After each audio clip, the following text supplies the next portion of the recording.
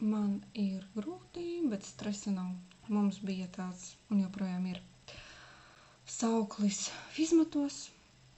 Kāpēc es to saku? Tāpēc, ka pat tiem cilvēkiem, kas studē matemātiku, kas studē fiziku, kas ir ļoti, ļoti cieši un tuvi saistīti ar atvasinājumiem, robežām, integrāļiem un formulām, mums tāpat ir grūti. Viegli nav nevienam. Un šodien mēs paņemsim atvasinājumus. Atvasinājums parāda mums to, cik strauji pieaug funkcija, ja mums ļoti maz pieaug arguments. Grafiski, ko tas nozīmē? Piemēram, mums ir kaut kāda mums ir funkcija, es nezinu, štāda, piemēram, vienalga kāda goda vārds. Un re, kur mums ir x, re, kur mums ir otrs x, 0, piemēram. Starpība šeit ir delta x. Šeit mums ir y, šeit mums ir y0. Šī starpība mums ir delta y. Atvasinājums ir kāds? Atvasinājums ir, ja mēs robeža no delta y dalīts ar delta x, kad delta x tiecas uz 0. Izrakstīsim pašas populārākās atvasinājumu formulas un uzrakstīsim, ar ko ir vienādie.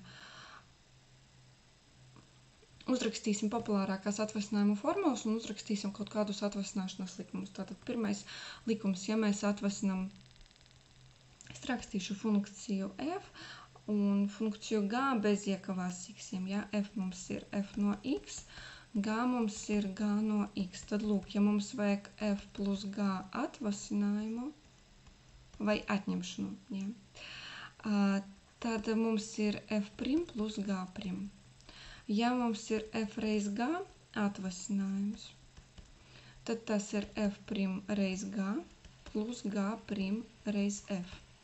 Ja mums ir f dalīts ar g atvasinājums, tad tas ir f' reiz g mīnus g' reiz f dalīt ar g kvadrātā. Pamatojumus jūs varat atrast internetā vai arī paņemt paši, ņemot vērā to faktu, ka robeža, kā atvasinājums ir robeža funkcijas pieaugumam dalītam ar delta x ar argumenta pieaugumu, kad argumenta pieaugums tiecas uz 0. Lūk. Populārākie atvasinājumi mums ir x pakāpē n atvasinājums, jebkura pakāpe ir n reiz x pakāpē n mīnus 1. Tālāk.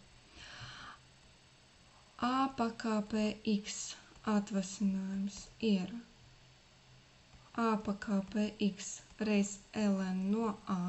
Ln tas ir naturālais logaritms. Tālāk sinus x atvasinājums ir kosinus x, un kosinus x atvasinājums ir mīnus sinus x. Ja. Tālāk, vai es visu pateicu?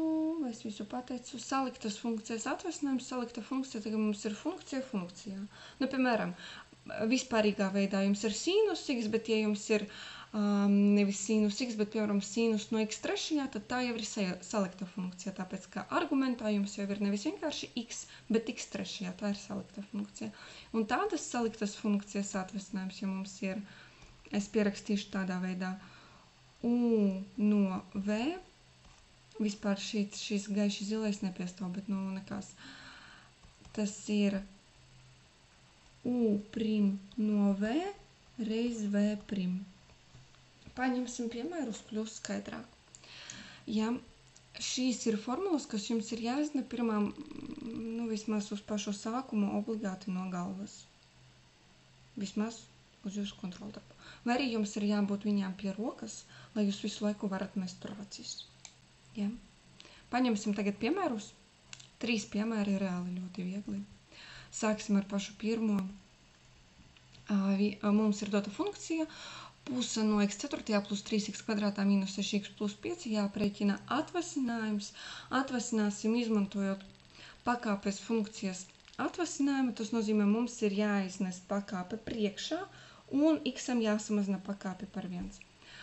Koeficients vienmēr paliek. Tas nepazūd, bet to neatvasinē. Jā, tas ir vienkārši reizinātājs. Tātad 1/2 reiz 4, šis 4 ir tas n, šis ten, reiz x3 plus 3 reiz 2x mīnus 6 reiz 1 reiz x0 un 5 var uztvert, ka tas ir 5 reiz x pakāpē 0, un ja mēs 0 iznesīsim ārā, tad būs 5 reiz 0, būs 0. Bet principā varat iegumēt vienkārši to, ka konstantas atvasinājums ir 0, jebkura skaitļa atvasinājums ir 0. Ir vienāds, 1/2 reiz 4, tas ir 2x3 plus 6x mīnus 6, ja? x0 tas ir 1. Nākamais. Jau kaut kas interesantāks funkcija ir dota daļveida x reiz sinus x dalīt ar 1 plus x. Būs pēc formulas 4. violetās, kā funkcijas dalījums, tas ir pirmā funkcijas atvasinājums reiz funkcija, mīnus 2. funkcijas atvasinājums reiz pirmā funkcija. Uzrakstīsim un pēc tam atvasināsim, labi? X sinus x prim reiz 1 plus x mīnus 1 plus x prim reiz x sinus x. Es kāpju virsū, ja?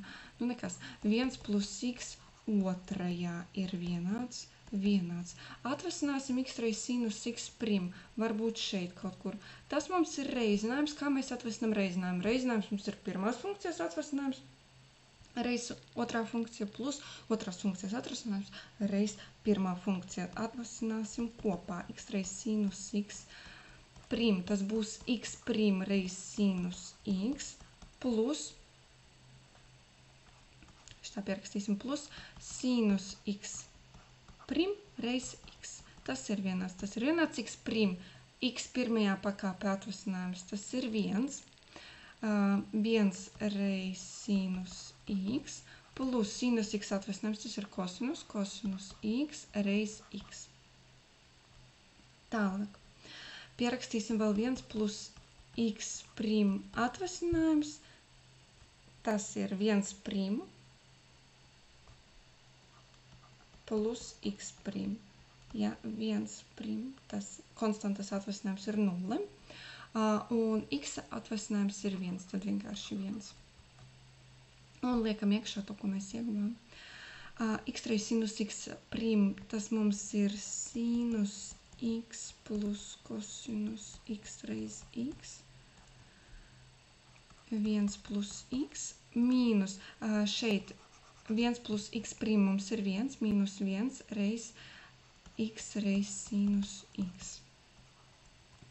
Es to viennieku nerakstu. Un apakšā 1 plus x otrajā. Tas ir mūsu atrisinājums. Mēs varam kaut ko saīsināt, varam nesaīsināt. Es skatos, vai principā mēs varam atvērt pirmās iekavas 2 un iegūt, ka tur būs sinus x reiz x un tad saīsināt ar to mīnus x reiz sinus x.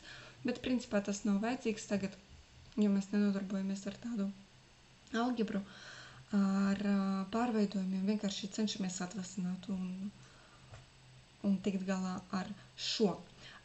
Šis ir gatavs. Piemērs, tā ir atbilde. Varu uztaisīt skaistāku, bet jūs redzat, man nav vietas. Man visur ir par maz vietas. Tā ir. Labi, un pēdējais piemērs. Mums ir dots, jā, labi izskatās briesmīgi, es nezinu, vai jūs redzat, tas ir rekord. F no x ir 2 pakāpēs sinus no x dalīts ar ln 2.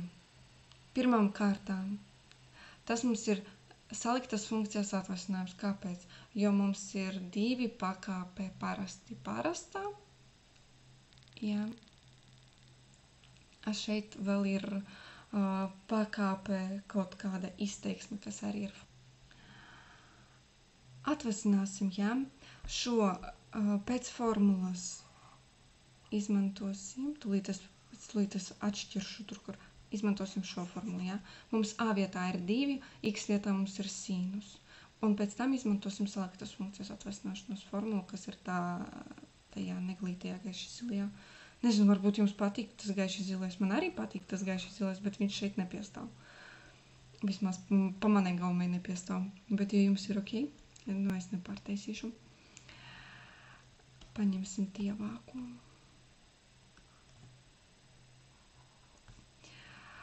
Atvasinājums tad būs 2 pakāpēs sinus x dalīts ar ln 2 reiz ln no 2 pareizi, jo mums tur bija tā pati pakāpe reiz naturālais logaritmas bāzei. Bāze mūsu gadījumā ir 2. Bet uzmanīgi, tā ir salikta funkcija, un mums vēl ir jāpiereizina iekšējās funkcijas. Iekšējā funkcija mūsu gadījumā šeit ir sinus no x dalīts ar ln 2. Mūsu gadījumā vēl ir jāpiereizina ar atvasinājumu šim.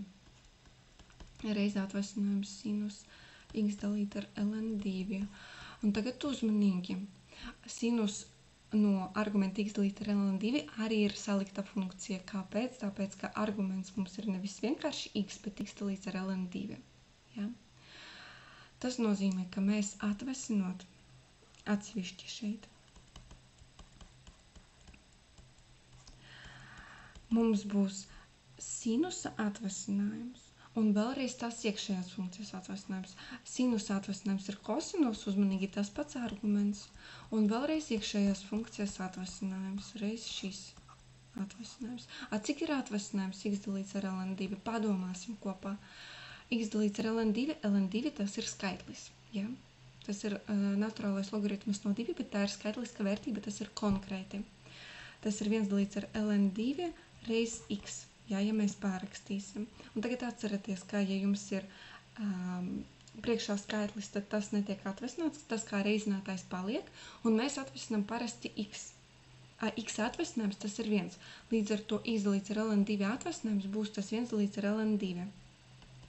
Kosinus x dalīts ar ln 2 reiz 1 dalīts ar ln 2. Tad rakstīsim tur iekšā. 2 pakāpēs sinus x dalīts ar ln 2 reiz ln 2 reiz kosinus x dalīts ar ln 2 un reiz 1 dalīts ar ln 2. ln 2 un 1 dalīts ar ln 2 var saīsināt, tas būs 1, un paliks atbildē 2 sinus x dalīt ar ln 2 reiz kosinus x dalīts ar ln 2. Piemērs izskatījās briesmīgi, bet galu galā nav nemaz tik traki. Ja? Atvasināšana. Tas nav tik grūti, kā jūs iedomājaties. Tas, kas jums ir jāizdara, lai izprastu labi atvasināšanu, jums ir jāpaņem piemēri, jums ir jāpaņem grāmatā ar piemēriem un jāatrisina 50 vai 70 uzdevumi. Tad jums šitā ies atvasināšana, jo jums tas tik ļoti pielips. Ja? Mēs paņēmām dažus piemērus. Sakiet, lūdzu, vai jums noderēja? Es priecāšos, ja jūs uzspiedīsiet laiku. Un es priecāšos, ja jūs arī uzspiedīsiet, ka jūs abonējat kanālu. Un es priecāšos, ja jūs uzrakstīsiet kādu komentāru. Un nosūtīsiet saviem kursa biedriem vai klases biedriem, ja jūs mācāties augstāko matemātiku. Jo man īsti nav skaidrs. It kā cilvēki grib 9. klases vielu, bet es esmu saskārusies ar to, kā arī ar augstskolas matemātiku ir problēmas. Bet pasakiet, vai tas ir aktuāli? Jo tur ir vēl tik daudz kā interesanta. Var ņemt varbūtību teoriju, var ņemt spēļu teoriju, var ņemt ģeometriju, interesantāku ģeometriju nekā vienkārši Pitagora teorēmu. Var ņemt matricas, lineāro algebru, var ņemt tik daudz ko, tik daudz interesantu un foršu lietu ir matemātikā, tieši augstākajā matemātikā. Un es tik ļoti ceru, ka ir kāds, kas ir gatavs to klausīties, jo tad es labprāt nofilmēšu video par to. Bet tad jums ir jādod ziņa, vai jūs to gribat, jo es ļoti gribētu, bet tas prasa lielāku sagatavotību. Paldies jums visiem par uzmanību un atā!